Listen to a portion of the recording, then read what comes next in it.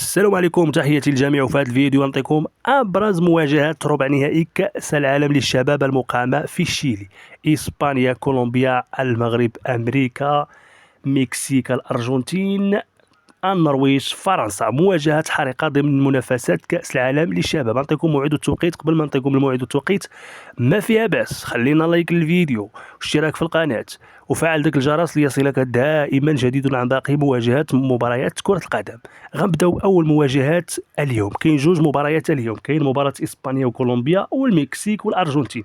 المواجهه الاولى غتنطلق ان شاء الله على الساعه 9 بالتوقيت المغربي هذه الليله، 11 بتوقيت مكه المكرمه. اسبانيا في مواجهه كولومبيا اليوم السبت، فيما المواجهه الثانيه بين الارجنتين والمكسيك في منتصف الليل، الثانيه صباحا بتوقيت مكه المكرمه هذا اليوم.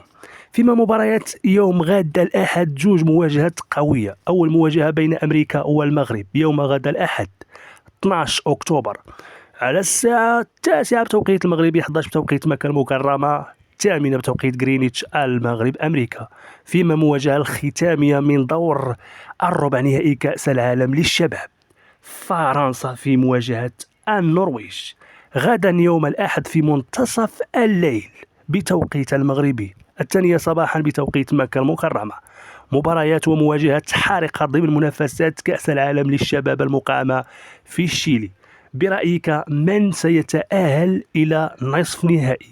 هل سيكون المنتخب المغربي ضمن 4 منتخبات مرة أخرى كما فعلها وليد الركراكي في قطر، أم أن الولايات المتحدة الأمريكية قادرة على الفوز على المغرب؟ شاهدنا الولايات المتحدة الأمريكية فازت على إيطاليا في المباراة السابقة ب3 أهداف، والمنتخب المغربي فاز على كوريا الجنوبية بهدفين في مباراة ممتعة وقوية. فيما الإسبان أمام كولومبيا هذه الليلة، أعتقد أن إسبانيا ستصل إلى النهائي وقلتها في باقي الفيديوهات السابقة، لكن في المباراة أمام كولومبيا ستفوز إسبانيا وستمر إلى نصف النهائي. أما المغرب أمريكا، بكل واقعية أرشح المنتخب المغربي على الأوراق، لكن في المباراة سيكون رأي آخر للولايات المتحدة الأمريكية. شاهدناه أمام إيطاليا. أمريكا كانت قوية أمام المنتخب الإيطالي، كرة فرجة، لكن أمام أسود الأطلس رأي آخر.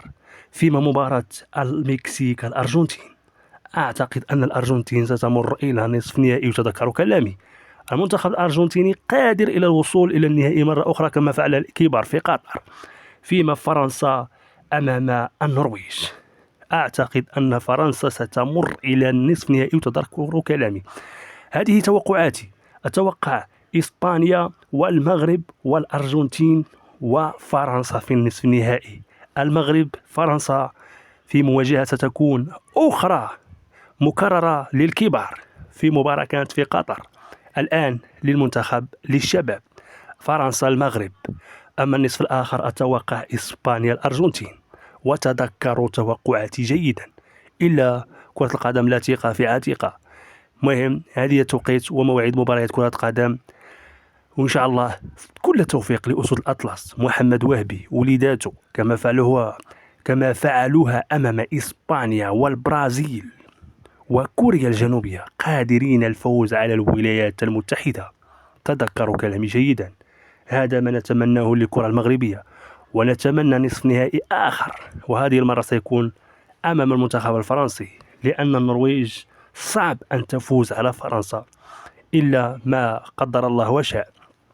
أعتقد أن فرنسا ستحسم اللقاء، والأرجنتين ستحسم اللقاء، والمغرب سيحسم اللقاء، وإسبانيا ستحسم اللقاء. إلا أن المنتخب المغربي قد يواجه صعوبات أمام أمريكا لأنه فريق منظم وقوي، ولكن في النهاية ستكون الكفة لأسود الأطلس. أنتم في التعليقات خليوا لنا التوقعات ديالكم. من تتوقع أن يمر إلى نصف نهائي؟ هل إسبانيا كولومبيا، المغرب أمريكا، أم النرويج فرنسا، المكسيك الأرجنتين؟ 4 مواجهات ضمن منافسات ربع نهائي كأس العالم للشباب المقامة في الشيلي. كل توفيق لأسود الأطلس، المنتخب العربي الوحيد المتبقي في هذه المسابقة العالمية. يكرر إنجاز الركراكي. محمد وهبي كشر على الأنياب، والأسود تزهر مرة أخرى، وهذه المرة ليس في قطر بل في الشيلي. كل توفيق محمد الوهبي، المنتخب العربي الوحيد المتبقي في هذا الربع نهائي، ولما لا يكون من 4 المنتخبات الكبار في نصف نهائي كأس العالم للشباب، وإن شاء الله لما لا النهائي ولما لا التتويج. كل ما تأتي مباراة أخرى إلا أنه الأحلام تكبر، ومن حقنا نحلم، والحلم بعض الأحيان يصبح حقيقة. كل التوفيق لأسود الأطلس. وأنا توقعاتي الشخصية لا أقول جبتها من شي جهة أخرى، أتوقع المنتخب المغربي الوصول إلى النهائي ولو نواجه فرنسا في النصف، لأن المنتخب المغربي قوي قوي قوي قوي جدا.